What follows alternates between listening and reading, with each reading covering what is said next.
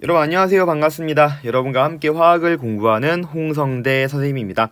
이번 시간은요, 우리 가역 반응과 동적 평행에 관련된 문제풀이를 해보는 시간이죠. 자, 1번 문제부터 풀어보도록 하겠습니다. 그림은 일정한 온도에서 밀폐 용기에 물을 일정량 넣었대요. 그러고서는 증발과 응축에 대한 모형으로 나타낸 거래요. 이에 대한 설명으로 옳은 것을 고르라고 합니다. 지금 보니까는 가 같은 경우 보세요. 가는 증발만 일어나고 있어요. 근데 나는 응축하는 친구가 하나 보이네요. 그리고 다 같은 경우는 세 개가 증발할 때 세 개가 응축하고 있어. 아, 다가 바로 뭐에 도달한 상황이구나. 동적 평형에 도달한 상황이구나 라는 거 알 수가 있는 거죠. 이거는 하나의 물질의 두 가지 상태를 나타낸 것이기 때문에, 즉 물의 액체 상태와 물의 기체 상태가 서로 이렇게 증발하고 응축하는 과정을 나타내고 있어요. 동적 평형 중에서도 상평형에 도달했다라고 얘기할 수 있겠죠. 어디가요? 다 상황이요. 자, 이에 대한 설명으로 옳은 걸 골라보도록 합시다. 자, 증발 속도가 가장 빠른 거는 가용기이다라고 했어요. 증발 속도의 정의가 뭐였죠? 일정한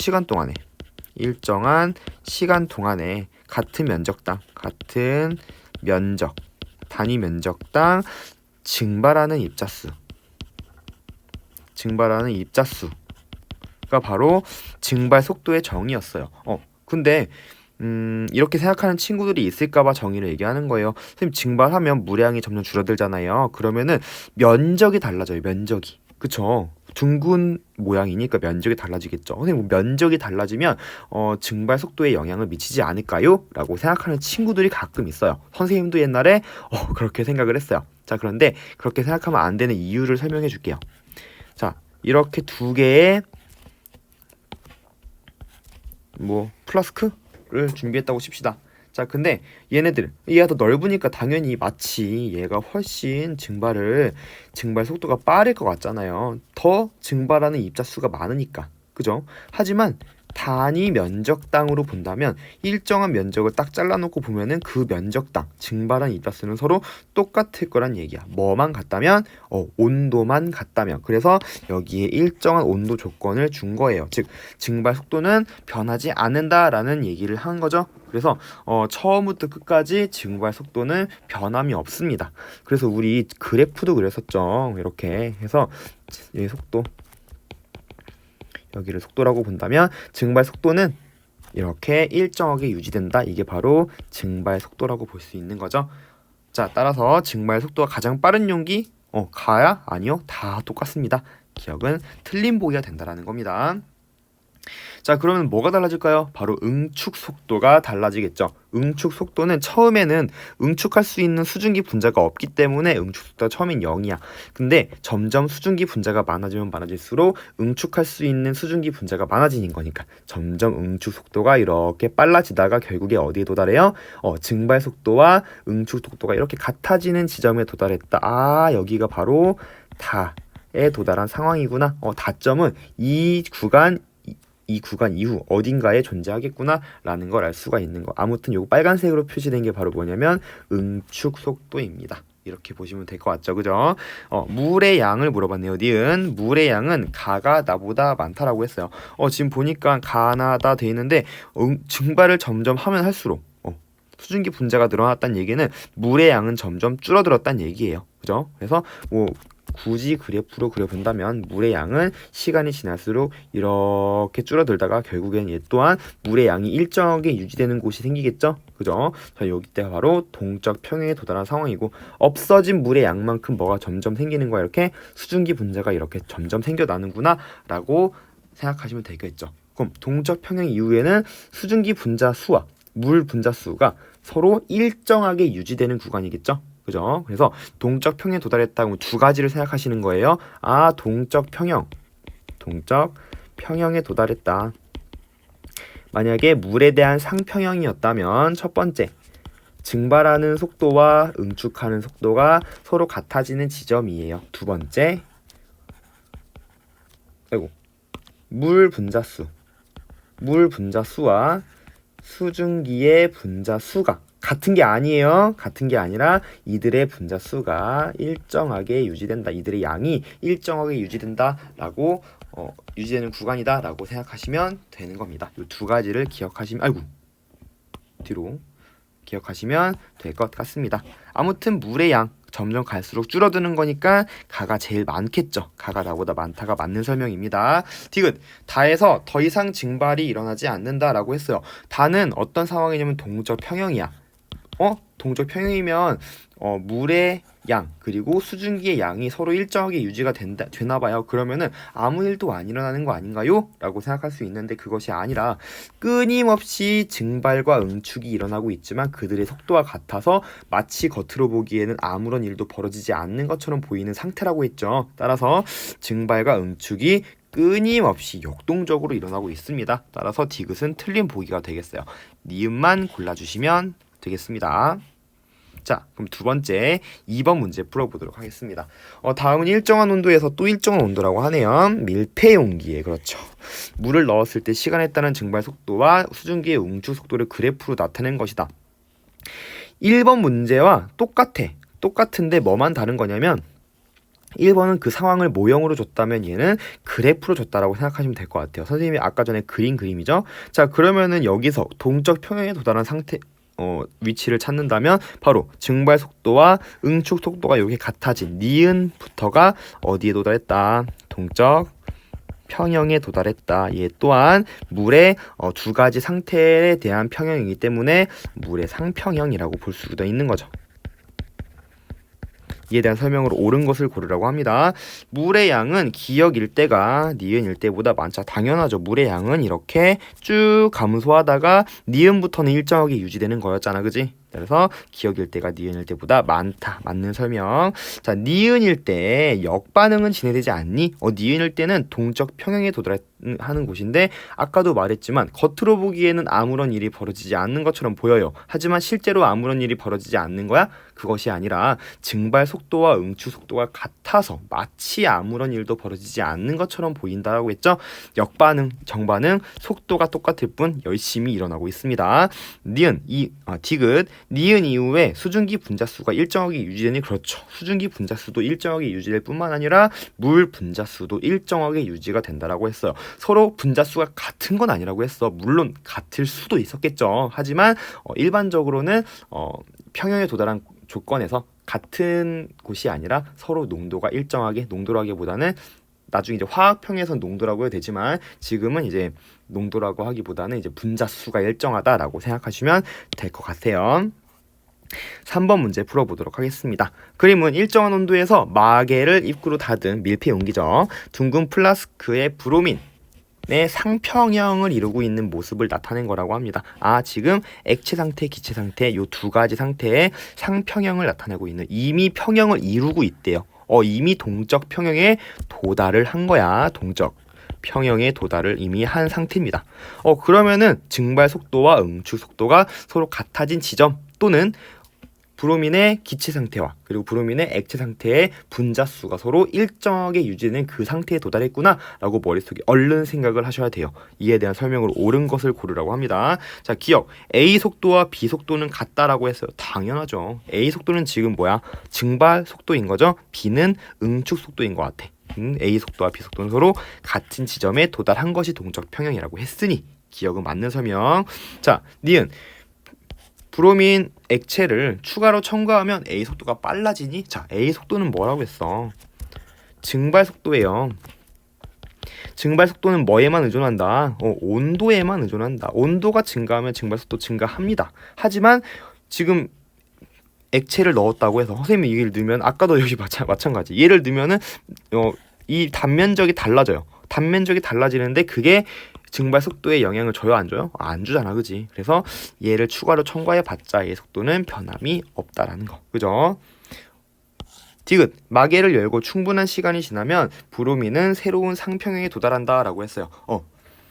마개를 열고 충분한 시간이 지났대. 마개를 열었다는 얘기는 닫힌 용기에서 열린 용기로 바뀌었다는 얘기예요. 우리 평형에서의 조건이 하나 있는데 그게 뭐냐면 닫힌 용기, 과학적으로는 닫힌 개라고 얘기를 해요.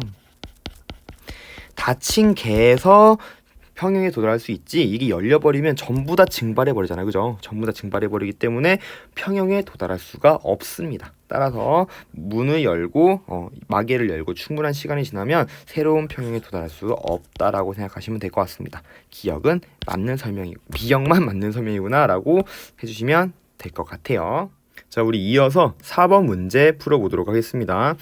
가는 T1도시에서 나는 T2도시에서 물과 수증기의 동적 평형을 이루고 있을 때 수증기 등의 높이 차이를 나타낸 거라고 합니다. 자, 둘을 한번 비교해 봅시다. 일단은 평형에 도달을 한 상태래요. 근데 가를 보니까 수증기의 입자수가 나가 훨씬 많아. 그 얘기는 나가 증발을 훨씬 더 잘했나봐, 증발 속도가 빠른가봐, 이렇게 생각할 수가 있어요. 근데 증발 속도는 뭐에만 비례한다고 했지? 온도에만 비례한다고 했죠. 즉 온도가 높아지면 증발 속도도 빨라진다라고 했어. 근데 가와 나의 뭐가 다르대요? 온도가 다르대요. 나가 더 증발한 입자수가 많은 걸 보니 증발 속도가 더 빠르다라는 걸 알 수 있는 거고, 온도는 T2가 더 높구나 라고 우리가 바로 예측할 수가 있는 겁니다. 그러면은 가와 나의 증발 속도 나는 가는 T1일 때의 증발이고요, 나는 T2일 때의 증발이야. 나가 수증기 분자가 더 많은 걸로 봐서 증발 속도는 T2일 때가 더 크다라고 볼 수가 있는 거고, 이걸 통해서 우리가 알 수 있는 건 T1보다 T2일 때가 온도가 더 높았어 라는 걸 우리가 확인할 수가 있는 거죠. 이거 느낌표예요. 자, 이에 대한 설명을 옳은 걸 고르라고 합니다. 자, 온도는 당연히 T2가 더 높구나 라는 거 알 수 있는 거, 기억 맞는 설명. 니은 응축 속도. 증발 속도를 해놨더니 응축 속도를 물어봤네. 자, 그러면 응축 속도는 어떻게 할 수 있을까? 자, 일단은 가와 나는 현재 둘 다 평형에 도달한 상태입니다. 그 해당 온도에서의 평형이에요. 자, 그럼 가도 역시 마찬가지 증발 속도가 있다는 얘기는 응축 속도가 있을 거야. T1도시에서. 근데 평형이라고 했으니까 가에서 이렇게 서로 같은 상태가 되겠죠. 자, 나 또한 마찬가지예요. 응축하는 애가 있어. T2도시에서. 현재 평형이기 때문에 얘네들 같을 거야. 그럼 당연히 속도가 같으니까 응축되는 속도는 당연히 나가 더 커야지. 이게 얘보다 크다고 했으니까. 따라서 자연스럽게 응축 속도는 온도가 높은 나가 더 크다라고 볼 수가 있는 거죠. 우리 요거 한번 그래프로 그려볼까요? 그래프로 그리면 이렇게 돼요. 여기다 그려볼게. 자, 속도가 있어. 자, T1일 때 한번 그려볼게요. T1일 때는 이게 증발 속도라고 칠게. 이게 T1일 때 증발 속도야. 그럼 응축 속도는 이렇게 되겠다. 그죠? 그래서 T1일 때는 이 정도의 시간이 걸렸을 때, 이거 반응 시간이야, 평형에 도달한다고 합니다. 자, 근데 T2일 때는 온도가 더 높네요. 그럼 증발 속도 훨씬 크겠지? 이렇게 T1 증발 속도 훨씬 커. 아이고, T1인데 T2인데 이렇게 증발 속도가 크니까 응축 속도도 더 클 거야. 그리고 온도가 이런 식으로 이렇게 되는 거야. 그럼 온도가 높으면은 증발 속도, 응축 속도 둘 다 클 뿐만 아니라 평형에 도달하는 시간까지 더 빠르다는 걸 알 수가 있는 거죠. 평형에 더 빠르게 도달하는구나 라는 것까지 우리가 예측할 수가 있겠다. 아무튼 요걸 요렇게 그래프로 요렇게 그릴 수도 있다라는 거 여러분 생각하고 계시면 좋을 것 같습니다. 아무튼 니은은 맞는 설명 되네요. 그죠? 나가 더 크다고 했으니 디귿 나에서 증발 속도와 응축 속도는 같다. 당연하죠. 가와 나 둘 다 증발 속도와 그 해당 온도에서 T1 도시 또는 T2 도시에서 증발 속도와 응축 속도가 같아지는 지점이죠. 왜냐면 문제에서 아예 평형 이루고 있다라고 얘기를 했기 때문에 기억, 니은, 디귿 전부 다 맞는 선지가 되는을 알 수가 있습니다. 자, 그럼 5번 문제 풀어보도록 하겠습니다. 그림은 일정한 온도에서 일정량의 물의 질량수가 23인 나트륨으로 이루어진 순수한 염화나트륨을 녹였을 때 질의 용해와 석출 모형을 나타낸 거래요. 자, 지금 가를 먼저 볼게요. 가 같은 경우는 용해만 일어나고 있어. 용해되는 속도가 석출되는 속도보다 훨씬 빠르죠. 거의 석출이 0이죠, 0. 자, 이때를 우리는 불포화 상태라고 얘기를 하죠. 더 녹을 수 있는 상태야. 자, 나를 볼게. 두 개가 용해되고 하나가 석출되고 있어. 여기 아직 용해 속도가 석출 속도보다 크죠? 하지만 아까보단 조금 석출 속도가 증가했네, 그지? 용질의 용에 대한 용질 수가 많아졌으니까. 자, 달을 볼게요. 2개가 용해되고 2개가 석출되고 있네요. 그 얘기는 이때가 바로 뭐에 도달했다. 용의 속도와 석출 속도가 서로 같아지는 지점, 동적 평형. 근데 얘는 지금 용해와 석출에 관련된 거니까 용해 평형에 도달했다라고 볼 수 있는 거죠. 이렇게 용해 평형에 도달한 상태, 용질이 용매의 최대한으로 녹아있는 상태. 자, 이거를 우리는 포화 용액이다라고 얘기를 합니다. 여기까지는 불포화 용액이었죠. 자, 이렇게 우리가 체크를 할 수가 있다라는 거. 자, 이에 대한 설명으로 옳은 걸 고르라고 합니다. 자, 가에서는 용의 속도가 석출 속도보다 당연히 빠른 상태 불포화 용액이요. 니은 몰농도를 물어봤네요. 자, 봐봐. 지금 몰농도라고 하는 거는 거기 안에 그 용액 액체 안에 액체의 부피 액체 1리터 안에 용액 1리터 안에 녹아있는 용질의 몰수가 바로 몰농도야. 그럼 용질의 몰수가 많을수록 용액의 몰농도는 많아지는 건데, 이렇게 다로 갈수록 점점 용해되는 용질의 수가 점점 많아지는 거죠. 그러니까 나에서 다로 갈수록 점점 뭐가 증가한다? 몰농도는 점점 증가한다. 하지만 다 이후부터는 용액의 몰농도는 어떻게 돼요? 일정하게 유지되죠. 왜? 용해되는 속도와 석출되는 속도가 서로 같으니까. 그죠? 아무튼 용액의 몰농도는 다가 제일 크다는 건 맞는 설명입니다. 다에 질량수가 24인 나트륨이 들어있는 NaCl을 추가로 넣으면 Na 플러스 24짜리 Na 플러스가 존재하지 않는다라고 했어. 자, 다 같은 경우는 동적 평형이야. 용해와 석출이 끊임없이 일어나고 있어요. 내가 다 상태에서 아무리 여기다가 NaCl을 추가로 첨가를 해도 요 용액의 몰농도는 변하지 않아요. 하지만 용해와 석출이 끊임없이 일어나기 때문에 이 친구를 넣으면은 이 친구 24짜리 Na 플러스 이온이 충분히 용해될 수 있다라는 거죠. 그죠? 따라서 존재하지 않는다가 아니라 존재한다라고 알고 계시면 될 것 같아요. 존재합니다. 왜냐하면 겉으로 보기엔 아무 일도 벌어지지 않는 것처럼 보이지만 끊임없이 용해와 석출이 반복되고 있는 동적 평형 상태이기 때문에 나타나는 현상이에요. 따라서 기역, 니은만 맞는구나 라고 알고 계시면 될 것 같습니다. 자, 6번 문제 이어서 보겠습니다. 그림 가는 물 1리터에 고체 X 50g을 넣은 상태고요. 그리고 나는 시간에 따라서 그 고체가 고체 질량을 그래프로 나타낸 거라고 합니다. 자, 가를 보니까는 3개가 용해될 때 하나가 석출되고 있네요. 자, 이건 지금 용해 속도가 석출 속도보다 빠른 상태야. 아직 더 녹을 수 있는 불포화 상태라는 걸 알 수가 있는 거죠. 이게 요게되고 있는 상태 과정을 지금 시간에 따라서 X의 질량을 지금 나타내고 있는 건데, 처음에는 용해가 엄청 빨랐어. 기울기가 엄청 커요. 근데 점점 갈수록 용해 속도가 감소하다가 결국에는 용해 속도가 일정해지는 여기에 도달하는 거죠. 이 B 구간이 바로 동적 평형, 용해 평형에 도달한 상태구나. 즉 용해 평형에 도달한 그 용액을 우리는 포화 용액이라고 부른다고 했죠. A 구간은 어때요? 아직 동적 평형에 도달하지 않았어요. 즉 여기는 용해 속도랑 석출 속도 비교했을 때 용해 속도가 더 큰 구간이에요. 바로 불포화된 지점이죠. 아직 불포화 용액이다. 여기는 용해 속도와 석출 속도가 서로 같은 지점이다, 같은 구간이다 라고 알고 계시면 되는 거예요. 자, 그러면 기억, 가 상태는 나의 B 구간에 해당하니? 자, 얘는 지금 현재 불포화된 상태야. 나의 B 구간은 용해 평형, 포화된 상태야. 얘는 A의 어떤 지점에 해당하는 거겠죠? 따라서 가 상태는 나의 B 구간에 해당하지 않습니다. 나의 A 구간은 어떤 상태야? 불포화 용액이다. 그쵸? 나의 B 구간에서 물을 추가로 첨가하면 석출 속도가 용해 속도보다 느려지니? 라고 했어. 자, 나의 B 구간에서 물을 더 넣었대. 자, 물을 더 넣으면 어떻게 돼요? 그러면은 그때부터 더 녹을 수 있는 거야. 더 녹을 수 있는 불포화 용액이 되는 거예요. 그러니까 다시 그 용액에 다시 그 용액에 더 용질이 녹아들 수 있는 거니까, 그죠? 그러니까 불포화 용액이 되는 거니까 석출 속도가 용의 속도보다 더 느려지겠죠? 우리 일반적으로 불포화 용액은 뭐야?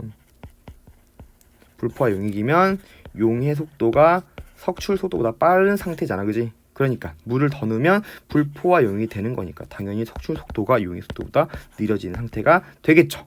그래서 디귿은 맞는 설명이구나 라는 거 알 수가 있습니다. 니은, 디귿 이렇게 골라주시면 될 것 같아요. 이어서 7번 문제 보도록 하겠습니다. 그림 가는 10도씨에서 물 50g에 염화칼륨 18g을 넣어 만든 포화 용액이래요.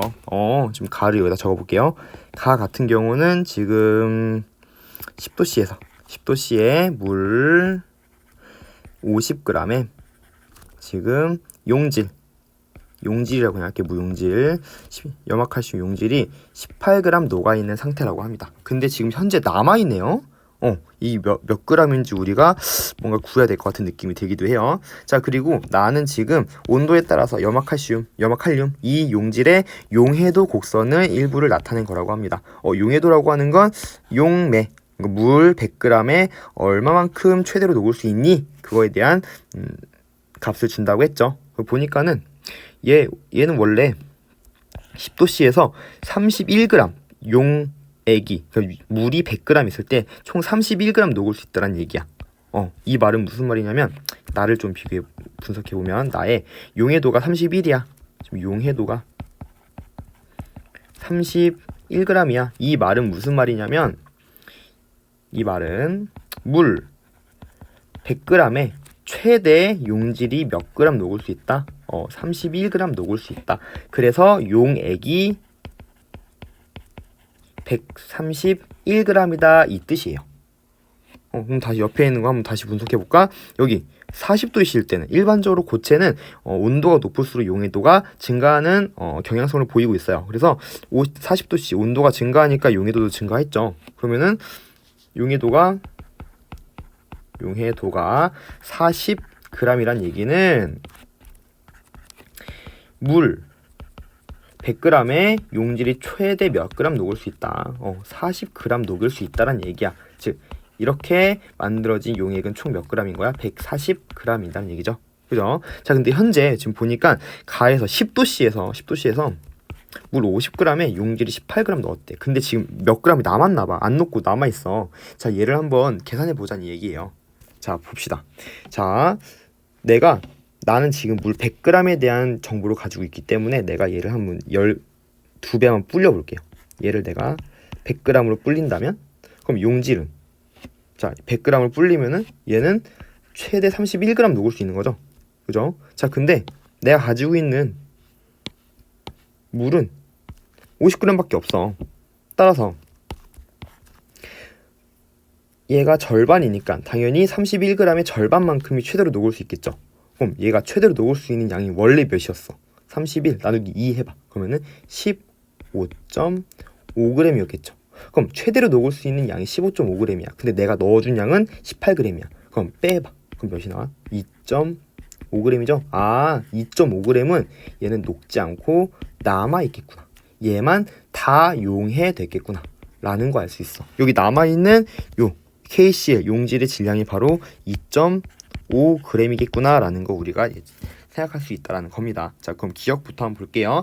가에서 KCl의 용해 속도와 석출 속도는 같다. 가는 현재 남아있다는 얘기니까 포화 용액이야. 더 녹을 수 있었다면 안 남았겠죠. 즉 포화 용액이란 얘기는 바로 용해 평형에 도달한 상태이기 때문에 용해 속도와 석출 속도는 같은 상태일 수밖에 없다라는 거 기억 맞는 설명. 니은 가에 KCl을 첨가하면 KCl의 수용액의 농도로 증가하니? 아니요. 물론 넣어준 양이 용해되고 석출되고에 관여할 수 있겠지만 농도는 증가한다 안 한다? 안 한다라는 거. 넣어줘봤자 증가하지 않는다. 자, 디귿 가의 온도를 40도로 올리겠대요. 자, 가의 온도를 10도에서 40도로 올리겠대. 이렇게 올렸대. 그럼 새로운 동적 평형에 도달하니? 라고 물어봤어. 봅시다. 과연 도달할 것인가? 일단은 40도씨로 올렸어요. 그러면은 40도씨일 때 용해도를 봐봐. 40도씨일 때는 물 100g에 최대 얼마큼 녹을 수 있다고요? 40g 녹을 수 있다고요. 근데 현재 용액이 물이 몇 g 있어? 50g 있잖아, 그치? 그러면 얘는 최대 몇 g 녹을 수 있는 거야? 최대 얘는 여기다 한번 더 써볼게요. 50g 있어. 절반이야. 그럼 용질은 지금 18g 있는데 얘는 최대 몇 g 녹을 수 있냐면 얘 절반. 20g이 녹을 수 있단 말이야. 20g이 녹을 수 있는데 이게 절반이니까, 그죠? 근데 18g밖에 안 넣었어. 그 얘기는 2g이 부족한 거야. 완벽히 포화되기 위해서는 2g 더 넣어줘야 되는 거야. 즉, 이 상태는 40도로 올렸을 때는 얘가 다 녹았을 뿐만 아니라 2g을 더 넣어줄 수 있는 상황이 되는 거죠. 얘는 불포화 용액이 되는 거야. 그죠? 따라서 불포화 용액은 동적 평형에 도달한 상태입니까? 아니죠. 동적 평형은 우리가 포화 용액일 때가 바로 용해 평형에 도달한 상태, 동적 평형에 도달한 상태죠. 따라서 40도로 올렸을 때는 새로운 동적 평형에 도달할 수가 없습니다. 불포화 용액이기 때문에 그래요. 그래서 기억만 맞는 설명이구나 라고 알아두시면 될 것 같아요. 이렇게 용해도 곡선이 살짝 추가가 되면은 문제가 조금 어려워질 수 있어요. 여러분들 잘 분석하시길 바랍니다. 자, 그러면은 8번 문제, 이번에는 화학 평형에 대한 내용이 나왔어요. 이산화질소가 반응해서 사산화이질소를 생성하는 화학 반응식이라고 합니다. 자, 이렇게 나와 있어요. 자, 일정 온도에서 강철 용기에 일정량의 NO2를 넣고 반응시켰을 때 각 물질의 몰 농도를 이렇게 나타낸 거라고 합니다. 이에 대한 설명으로 옳은 것만 고르래요. 자, 일단은 보니까는 우리 상평형이랑 이런 화학 평형이랑 조금 다른 점이 뭐였냐면, 상평형 같은 경우는 아니다. 그거는 나중에 한번 설명할게요. 나중에 하고 일단 요 문제부터 분석을 해봅시다. 자, 일단은 나에서 보니까는 나 구간이 여기 화학 평형에 도달한 상태라는 걸 알 수가 있겠죠. 왜? 이들의 농도가, 반응물과 생성물의 농도가 일정하게 유지되고 있으니까 이때가 바로 평형에 도달한 상태야. 근데 가에서 정반응과 역반응의 속도가 같니라고 물어봤어. 아니죠. 가에서는 지금 누가 더 우세합니까?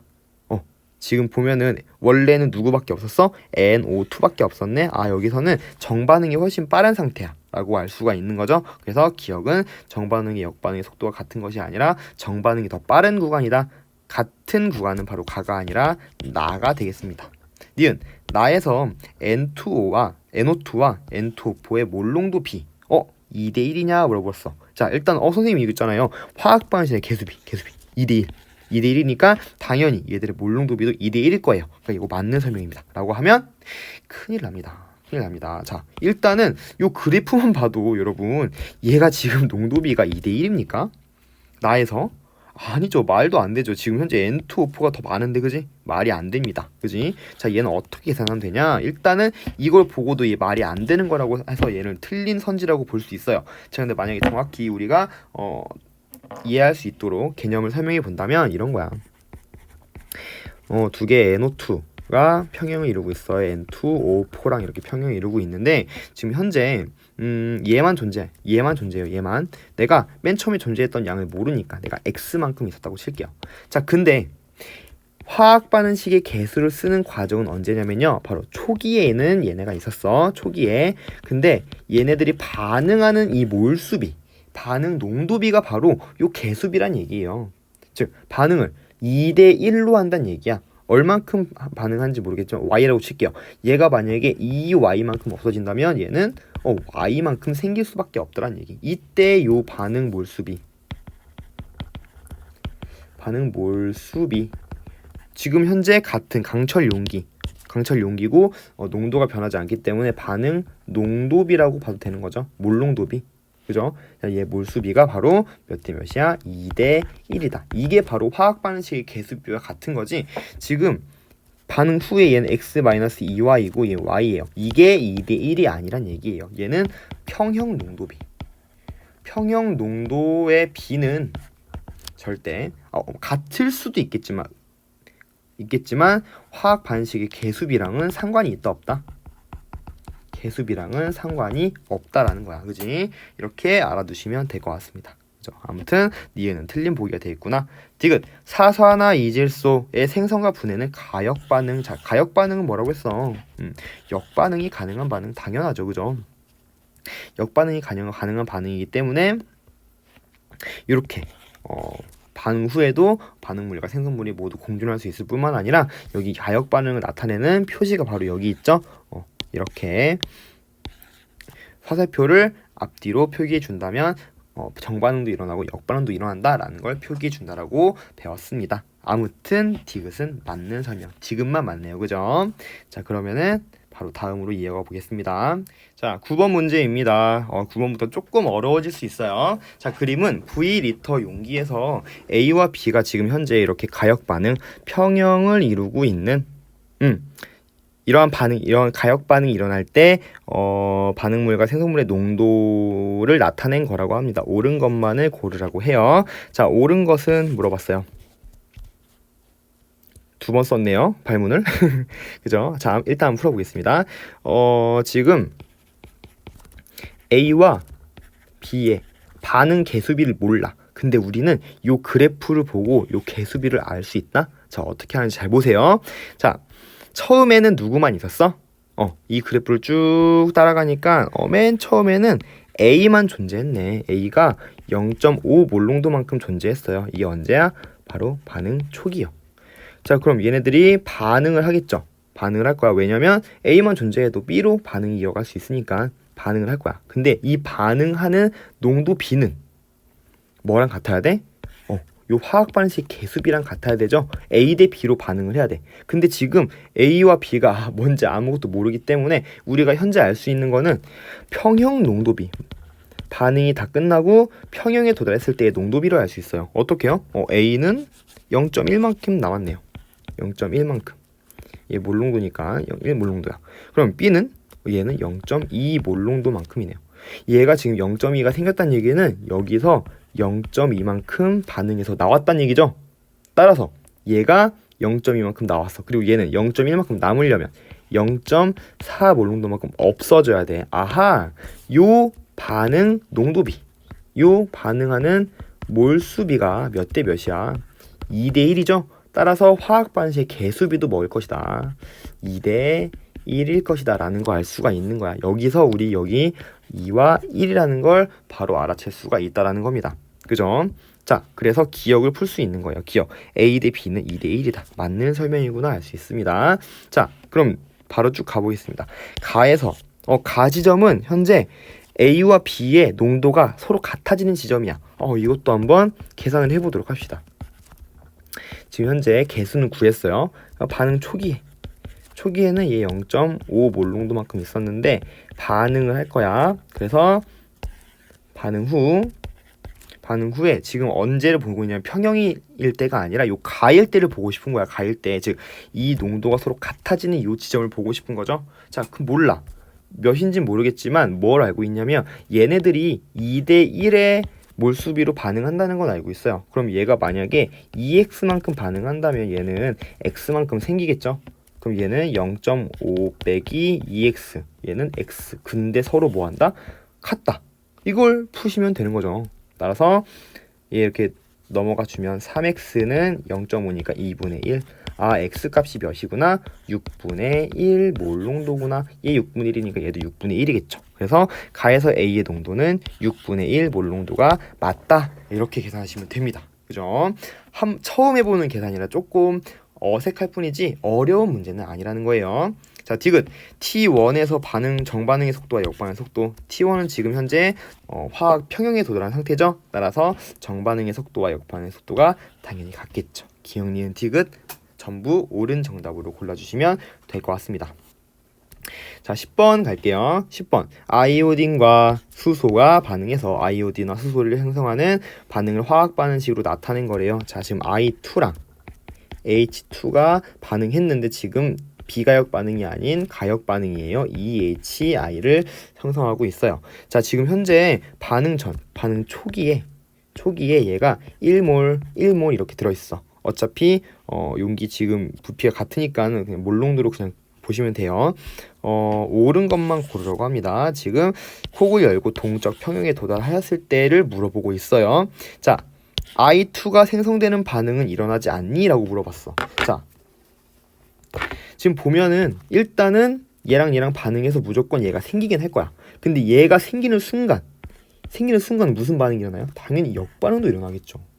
그러니까 HI가 생성되는 반응도 일어나지만 역반응으로 일어나서 H2와 I2도 생성되는 반응이 당연히 일어납니다. 바로 이것이 이 반응의 역반응이에요. I2의 생성 반응이 당연히 역반응 일어나죠? 따라서 기억은 일어나지 않는다라고 했으니까 틀렸습니다. 가역 반응이라서 가능한 거예요. 자, 용기 속에 이 녀석의 농도비는 1인이라고 물어봤어. 선생님 이거 어떻게 알아요? 자, 한번 해봅시다. 지금 현재 아무것도 나와 있지 않았어. 근데 우리는 현재 나와 있는 게 있어요. 뭘 나와 있냐면 화학 반응식에 개수비가 나와 있잖아. 지금 1대 1대2로 1 반응하고 1 반응하면 2 생성된다는 건 알고 있어. 그럼 봐봐. 얘네들이 반응을 할 거야. 그러면은 얼만큼이 반응하는지 몰라. 그냥 X라고 놓을게요. X만큼 없어진다면 얘 H2 또한 X만큼 없어져서 아이오딘이나 수소가 몇 나와요? 2X만큼 나오겠죠? 그럼 평형에 도달했어. 지금 문제에서는 평형에 도달했을 때를 물어보고 있는 거니까 그럼 초기 x 1-x 1-x 2x만큼 이렇게 존재를 할 거야. x 값이 몇인지는 모르지만 얘네들의 농도비는 몇이라는 거 알 수 있어요. 1-x분의 1-x니까 1이라는 건 알 수가 있겠죠. 그죠? 이렇게 푸는 겁니다. 니은은 맞는 복이라는 거 알 수가 있는 거죠. 자, 디귿. 용기에 들어있는 HI의 몰수는 2몰이니? 라고 물어봤어. 자, 봐봐. 만약에 2몰이었다면 무슨 말이냐면 2몰이었다면 이 말이 맞으려면 얘가 가역 반응이면 안 되는 거야. 우리 화학원 앞부분 1단원 했을 때 우리 한계 반응물 기억나죠? 얘가 1 있고 1이 있었어. 반응 전에.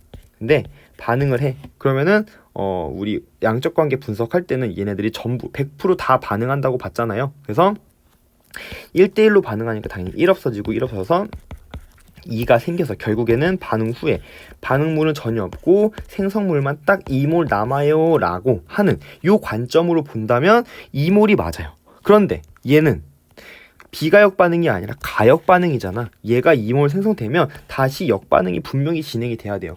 최대로 생성될 수 있는 양이 얘가 2몰인데 지금 당연히 역반응이 진행되기 때문에 HI의 몰수는 2몰보다는 적은 양일 거라는 건 우리가 알 수 있는 거죠. 따라서 몰수가 2몰이니 했던 얘기는 틀리다고 보셔야 된다는 겁니다. 자, 마지막 두 문제를 남겨두고 있네요. 자, 11번 문제 볼게요. 다음은 기체 A가 반응해서 기체 B를 생성하는 반응을 화학 반응식으로 나타낸 거라고 합니다. 또 개수를 주지 않았네요. 자, 강철 용기고요. 일정량의 기체 A만 넣어둔 상태. 원래 1분 전 A만 있었대요. A만 들어있었는데 지금 보니까 초기 상태를 알려준 것이 아니라 1분이 지난 상태의 모형을 줬네요. 이거 어떻게 풀어야 될까? 자, 지금 보니까는 1분이 지났을 때 지금 A가 5개 있고 B가 1개 있어. 근데 1분 더 지나니까 A가 2개가 없어지면서 B가 하나가 생겼어. 요거 2개가 확 합쳐지면서 B 하나를 만들었구나. 이거 반응 개수 바로 알 수 있겠다. A가 2개 만나야 B 1개 만들어지는구나. A, B 이렇게 반응한다는 얘기죠. 자, 그리고 보니까는 1분이 또 지났어. 근데 A 3개, B 2개. 2분의 때도 A 3개, B 2개야. 반응이 진행돼도 지금 뭐야? 입자수의 변화가 없네요. 그 얘기는 2분이 지났을 이 상태가 바로 화학 평형에 도달한 상태구나 라는 걸 알 수가 있는 거예요. 그렇구나. 자, 그러면은 자, 얘는 이렇게 반응하는 거야. 원래 총 A가 원래 몇 개 있었을까? 하나, 둘, 셋, 넷, 다섯, 여섯, 일곱. 얘는 2개짜리니까 원래 7개 있었어. 반응 초기에 7개 있었는데 반응을 했어. 자, 반응을 해. 몇 개 해요? 지금 4개가 반응하죠? 여기 2개 반응하고 또 2개 반응해서 4개가 반응해서 요거 2개 만들어진 거야. 그치? 그래서 반응 후 평형에 도달했을 때는 얘가 3개, 얘가 2개 이렇게 있었단 얘기. 평형에 도달했을 때가 이렇게 나와 있다는 얘기입니다. 이에 대한 설명으로 옳은 것을 고르래요. 자, A 대 B는 1대 2니 아니요. 2대 1입니다. 틀렸습니다. 니은 2분 경과했을 때 정반응 속도와 역반응 속도가 같은 바로 이때가 평형 상태라고 볼 수가 있는 거죠. 따라서 맞다, 맞는 설명. 반응 시간이 10분일 때 더 지났어. 어차피 평형에 도달했어 2분에. 그럼 10분이 지나도 평형에 도달했기 때문에 온도가 변하지 않는 이상 평형 조건이 바뀌지 않는다고 했죠. 그래서 A의 농도, B 농도 보면은 당연히 A의 농도 3이고요. B의 농도 2니까 이렇게 3분의 2다 라고 알 수가 있는 겁니다. 그래서 니은 디귿이 맞는 보기구나 라고 골라주시면 될 것 같아요. 자, 12번 문제입니다. 다음은 질소와 수소가 반응해서 암모니아를 생성하는 화학 반응식이다. 이렇게 나와 있고요. 가역반으로 나와 있네요. 그림 가는 강철 용기에 N2와 H2가 들어있는 초기 상태를 나타낸 것이고, 나는 화학 반응이 평형 상태에 도달했을 때 상태를 나타낸 건데 몰수가 몇 대 몇의 평형 농도비를 가지고 있는지는 나와 있지 않았어요. 옳은 것을 고르라고 합니다. 자, 기억. 가에서 역반응이 일어나지 않는다 라고 했어. 일어나지 않을까요? 가에서 일어나지 않겠죠. 그죠? 당연한 거야. 왜냐하면 지금 반응물만 있잖아. 역반응이 일어나려면 생성물이 존재를 해야 된단 말이야. 근데 가는 반응물만 있는 상태이기 때문에 역반응은 존재하지 않는 상태야. 요거 반응 속도 한번 그려볼게요. 속도, 시간에 따른 속도 그려보면은 지금 정반응은 어때요? 처음엔 정반응만 일어나기 때문에 이렇게 될 거야. 근데 정반응이 일어나면 일어날수록 뭐도 생겨? 반응 생성물도 생기니까 원래는 없었어. 아예 보세요. 노란색 없다가 이렇게 증가하는 거죠. 그런데 결국에는 얘네들의 속도가 이렇게 서로 같아지는 이런 지점에 도달하는 반응 속도로 그리면은 이런 그래프가 나올 거예요. 그죠? 요거 약간 혼돈하면 안 되는 게 농도 그래프랑 달라요. 농도 그래프는 어때요?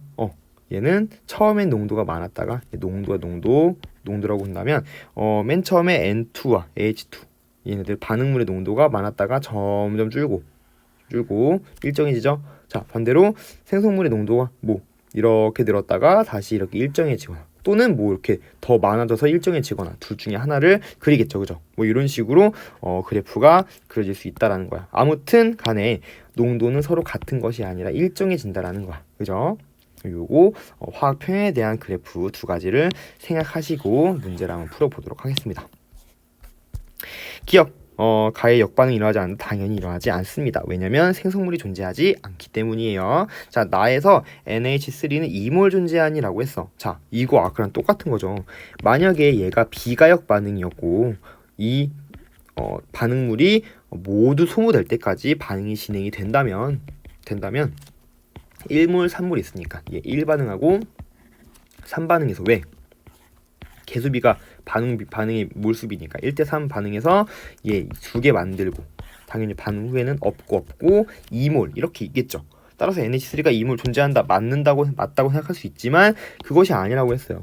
얘 가역 반응이란 말이야. 그러니까 역반응도 존재한다고 했죠. 따라서 얘는 최대 2몰이 생성될 수 없어. 왜냐면 어차피 역반응이 일어나기 때문에 얘는 2몰보다는 적은 양 존재해야 된다는 거예요. 니은은 틀린 보기구나 라는 거 알 수가 있는 거죠. 디귿. 나에서 얘네들의 농도비를 물어봤어. 자, 그럼 이제 우리가 평형 농도를 계산해 봐야겠죠. N2 더하기 3H2 가역 반응 2NH3야. 얘가 1 있고 3 있었어. 반응 초기에. 그럼 반응을 할 거야. 근데 얼만큼 반응하는지는 모르는 거잖아. 근데 그들의 반응 개수비가 1대 3대 2라고 했으니 얘 x만큼 반응한다면 요거 3x 반응하고 2x만큼 생기겠죠? 이렇게 쓸 수 있다는 거. 따라서 평형에 도달해서 평형 농도비는 어떻게 쓸 수 있는 거야? 얘 1-x, 얘는 3-3x, 얘는 2x 이렇게 쓸 수 있는 거야. 그러니까 평형에 도달했을 때, 즉 나에 도달했을 때 N2의 농도분의 H2의 농도비를 구하라는 거야. 자, 그럼 N2는 1-x 그리고 NH2는 3-3x 3으로 묶으면은 이렇게 되는 거죠. 따라서 이거 샥샥 약분되니까 3이구나 이렇게 구해줄 수 있다라는 거예요.